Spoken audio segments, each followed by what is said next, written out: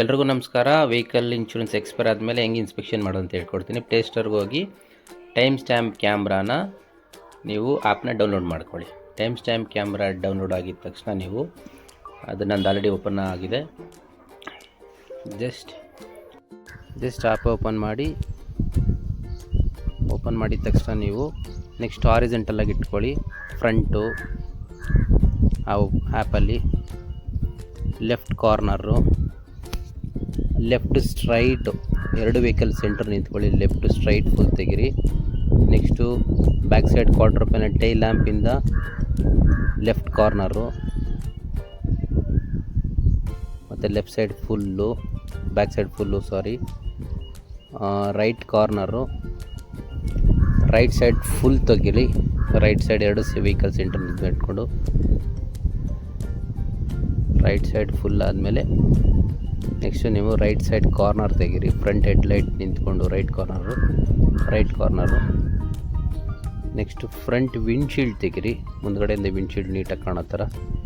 Next vehicle door back side door open ಮಾಡಿಕೊಂಡು back side ಡೋರಲ್ಲಿ seat centre ಕುತ್ಕೊಂಡು ಒಳಗಡೆಯಿಂದ windshield ತೆಗೀರಿ. ಫುಲ್ ನೀಟಾಗಿ ಒಂದೇ ಆ್ಯಂಗಲಲ್ಲಿ ಕಾಣೋ ಥರ. ನೆಕ್ಸ್ಟು ಫ್ರಂಟ್ ಸೀಟಿಗೆ ಬಂದು ವೆಹಿಕಲ್ನ ಸ್ಟಾರ್ಟ್ ಮಾಡಿಕೊಂಡು ಫ್ರಂಟ್ ಬಂದ್ಬಿಟ್ಟು ಓಡೋಮೀಟರ್ ರೀಡಿಂಗ್ ಒಂದು ಫೋಟೋ ತೆಗೀರಿ. ಫಸ್ಟು ಓಡೋಮೀಟರ್ ರೀಡಿಂಗ್ ತೆಗೆದ್ಬಿಟ್ಟು ನೆಕ್ಸ್ಟು ಬಾನೆಟ್ ಓಪನ್ ಮಾಡ್ಕೊಳ್ಳಿ. ಬಾನೆಟ್ ಓಪನ್ ಮಾಡಿಕೊಂಡು ನೀವು ನೆಕ್ಸ್ಟು ಬಾನೆಟ್ ಓಪನ್ ಮಾಡಿಕೊಂಡು ವೆಹಿಕಲ್ ಔಟ್ಸೈಡು ಅಲ್ಲಿ ಚಾಸಿ ನಂಬರ್ ಇರ್ತದೆ. ಚಾಸಿ ನಂಬರ್ ನೋಡಿ, ಒಂದೊಂದು ವೆಹಿಕಲಲ್ಲಿ ಒಂದೊಂದು ಕಡೆ ಲೊಕೇಟ್ ಆಗಿರ್ತದೆ. ಇದು ನಮ್ಮ ವ್ಯಾಗ್ನರಲ್ಲಿ ಫ್ರಂಟ್ ಸೈಡು ಬಾನೆಟ್ ಹತ್ರ ಲೊಕೇಟ್ ಆಗಿರ್ತದೆ. ಅದು ಪಂಚಿಂಗ್ ಚಾಸಿ ನಂಬರು, ಅದೊಂದು ಫೋಟೋ ತೊಗೊಳ್ಳಿ. ನೆಕ್ಸ್ಟು ಒಂದು ಇಂಜಿನ್ ರೂಮ್ದೊಂದು ಫೋಟೋ ತೊಗೊಳ್ಳಿ.